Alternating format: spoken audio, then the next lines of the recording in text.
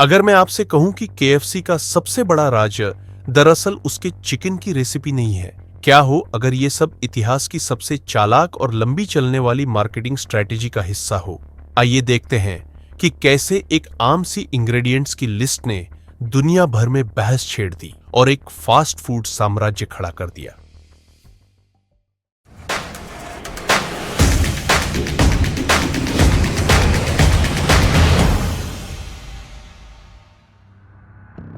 Flavour का किला दशकों से केएफसी ने अपने 11 हर्ब्स एंड स्पाइसेस के इर्द गिर्द एक राज की कहानी बुनी हुई है।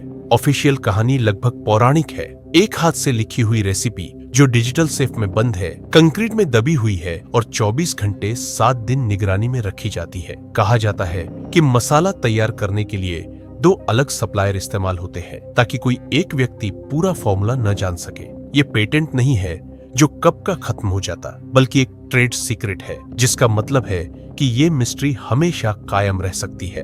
उन्होंने एक शॉपिंग लिस्ट को जासूसी फिल्म की कहानी बना दिया और हमें यकीन दिला दिया कि ये दुनिया के सबसे सुरक्षित डॉक्यूमेंट्स में से एक है। लेकिन सवाल ये है कि असली खजाना रेसिपी है या ये रहस्य खुद। भांजे की नोटबुक, ये पूरी कहानी 2016 में हिलने लगी। शिकागो ट्रिब्यून के एक रिपोर्टर ने जो लेडिंगटन से इंटरव्यू किया, जो कर्नल सैंडर्स के भांजे है, एक पुराना फैमिली स्क्रैपबुक देखते हुए लेडिंगटन ने एक हाथ से लिखा हुआ नोट दिखाया जो उनकी आंटी की वसीयत के पीछे दर्ज था। उस पर लिखा था 11 मसाले 2 कप सफेद फैल के साथ मिलाए। शुरू में लेडिंगटन ने इसकी पुष्टि की कि यही असली 11 हर्ब्स एंड स्पाइसेस है जिन्हें सीक्रेट रखा गया था। उसने बताया कि असली कमाल व्हाइट पेपर, सफेद काली मिर्च में है, जो 1950 के दशक में आम नहीं थी। ट्रिब्यून के टेस्ट किचन ने इसके मुताबिक चिकन बनाया और जब उसमें MSG डाला, जो कि आजकल की रेसिपी का हिस्सा बताया जाता है, तो स्वाद बिल्कुल असली KFC जैसा निकला।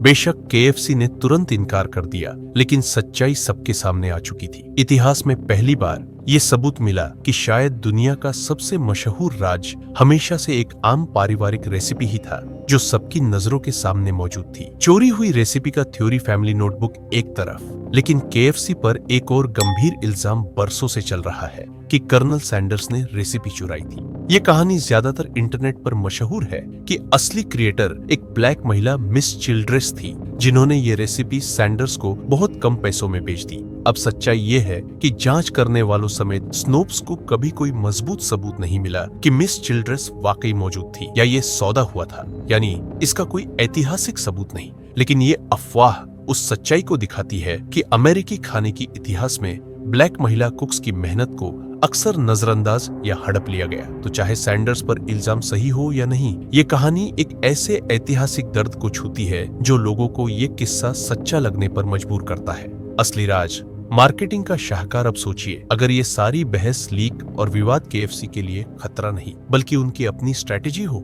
एक पूर्व के FC मालिक ने इस सीक्रेट रेसिपी को एक शानदार मार्केटिंग चाल कहा था और वो बिल्कुल सही था। कंपनी ने बार बार ये साबित किया कि असली रेसिपी से ज्यादा कीमती चीज यही मिस्ट्री है। इसकी सबसे बेहतरीन मिसाल 2017 का उनका ट्विटर स्टंट है। एक यूजर ने नोट किया कि KFC के ऑफिशियल अकाउंट ने सिर्फ 11 लोगों को फॉलो किया है, स्पाइस गर्ल्स के 5 मेंबर और 6 लोग जिनका नाम हर्ब था, यानी 11 हर्ब्स एंड स्पाइसेस। ये मजाक इतना बारीक था कि कुछ वक्त तक किसी को पता न चला, लेकिन जैसे ही राज खुला, ये खबर वायरल हो गई और अरबों इंप्रेशंस हासिल किए, वो भी बिना एक पैसा खर्च किए। उन्होंने अपने सबसे बड़े राज को अपना सबसे बेहतरीन मजाक बना दिया, ये साबित करते हुए कि वो हमेशा एक कदम आगे है। नतीजा अगर गौर से देखा जाए तो KFC की रेसिपी की कहानी असल में मसालों की लिस्ट के बारे में नहीं है, ये इस बारे में है कि कैसे एक रहस्य दुनिया भर में ब्रांड बना सकता है। फैमिली नोट, बिना सबूत के अफवाहें और चतुर सोशल मीडिया स्टंट्स